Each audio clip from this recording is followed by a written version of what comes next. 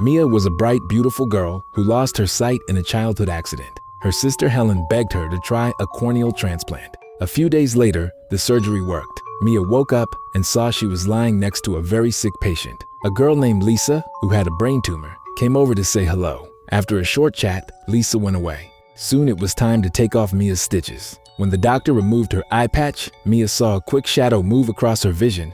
That night, she woke up to a strange noise. She turned and saw a dark figure by the bed next to hers.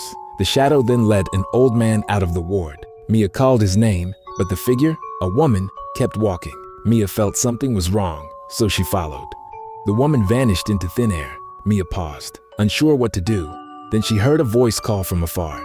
She spots the woman standing still in the distance. Approaching to investigate, Mia watches as the woman disappears in an instant.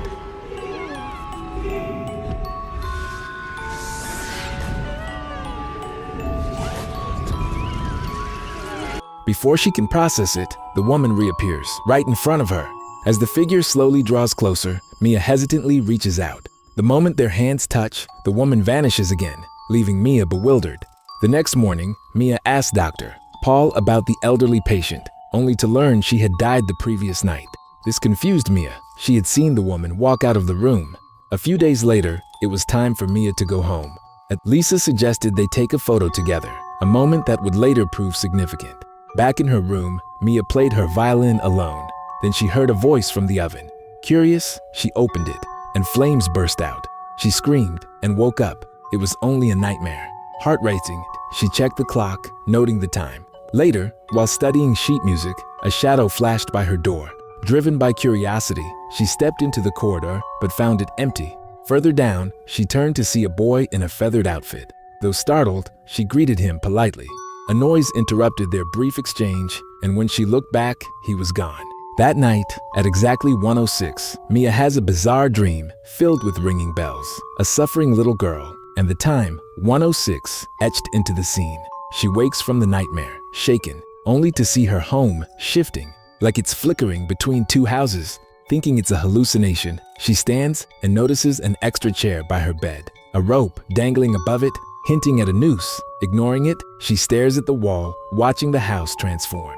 She reaches out, but just before she touches it, the chair moves on its own and the room snaps back to normal. Terrified, Mia checks the time, 1:06. The next day, Mia visits Paul, the doctor who performed her surgery, and recounts the strange events. After examining her eyes, Paul finds nothing wrong and suggests she's hallucinating. Mia insists she's seen these things, but Paul remains skeptical. Back home, while watching TV, Mia notices white smoke seeping in from outside. Alarmed, she checks the peephole and sees a figure standing in the fog. In the blink of an eye, the figure vanishes. Turning around, her home is now thick with smoke, and desperate cries for help echo around her. Choking, she stumbles to the door, only to find herself in an unfamiliar room where people scream about a fire. A flaming man charges at her, grabbing her arm as her earlier nightmare flashes through her mind. She wakes again, thinking it's another dream, until she sees handprints on her arm that fade away. Panicked, she calls Helen, but there's no answer. As she crosses the street, a woman passes right through her body. Both are stunned, but Mia's attention is drawn to a car accident nearby. The victim is the same woman she just encountered. When Mia looks again, the woman's body is gone, but she reappears next to her corpse, accompanied by a demonic figure that whisks her away. Panicked, Mia runs into a Chinese restaurant and leaves a voicemail for Paul with the address, begging him to come quickly. As she hangs up, a menu catches fire, and the restaurant's gas stove erupts into flames. An explosion follows. When Mia came to, she was surrounded by ruins.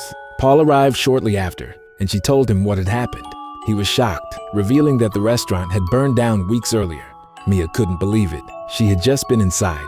Paul began to suspect she was mentally unwell, but Mia, frustrated, left without bothering to explain further. As she approached the elevator to head home, she spotted a strange man inside. Wary from her past experiences, she checked the security camera. No one was there. A couple then entered the elevator, and the camera still showed it empty of the man. Mia opted for another elevator instead. At first, everything seemed fine, but soon, she caught a reflection of someone behind her. Turning around, she saw the same man approaching. She frantically pressed the buttons, and just as he was about to reach her, the doors opened, allowing her to escape. In the corridor, she encountered the little boy in the feathered costume again. Determined to get home, she ignored him and kept walking. Glancing back, he was gone.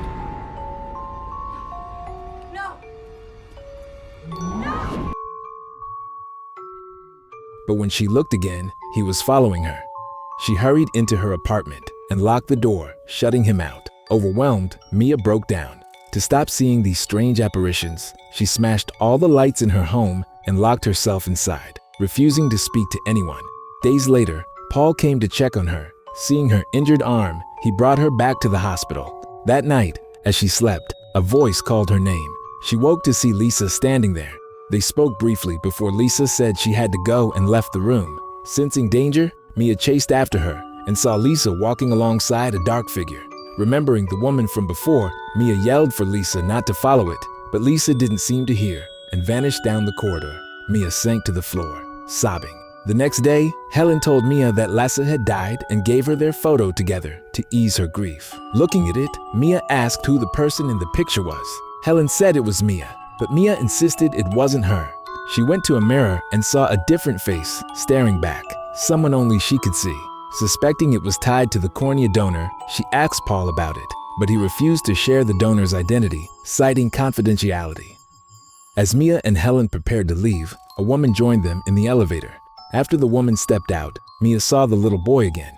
Noticing Mia's fear, the woman asked if her son was there. The story doesn't clarify how the boy died, but I guess he took his own life, perhaps unable to cope with failing to meet his parents' expectations. Back home, Mia stood before the mirror and demanded to know what the figure wanted. Suddenly, her hands moved on their own.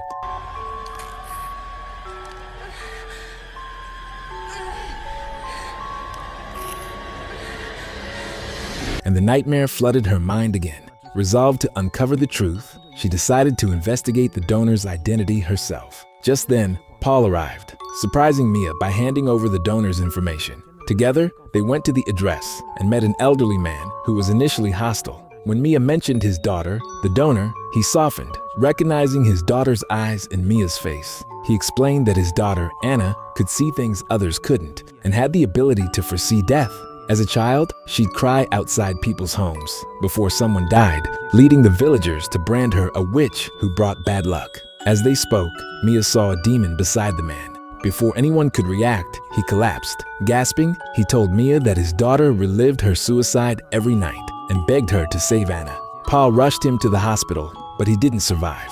Mia entered Anna's room alone and was flooded with visions of Anna's past. Anna had worked in a factory with her mother and foresaw a fire. She tried to warn everyone, but they called her crazy. When the fire happened, they blamed her, driving her to hang herself. Mia woke up that night as Paul returned with news of the man's death. With no further leads, they left, disappointed. Sometime later, while driving, they hit a police blockade set up to catch robbers. Mia spotted a familiar little girl and recalled her nightmare. As Paul tried to calm her, she turned and saw countless dark figures boarding a bus. She ran toward it, noticing an oil tanker nearby, and realized Anna's purpose: to help her prevent a tragedy. Mia urged everyone to get off the bus, but they dismissed her as insane. Desperate, she shouted that there was a bomb, sparking panic as people fled. In the chaos, the little girl's mother stepped off the bus to investigate and was knocked unconscious by the crowd. At that moment, a robber's car slammed into the oil tanker, igniting a fire. Mia saw the girl trapped in the car, and Paul smashed the window to free her.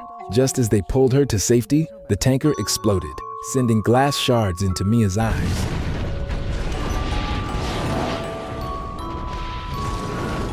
In the end, Mia lost her sight once more, but perhaps this was the life she truly wanted. And with that, the story concludes.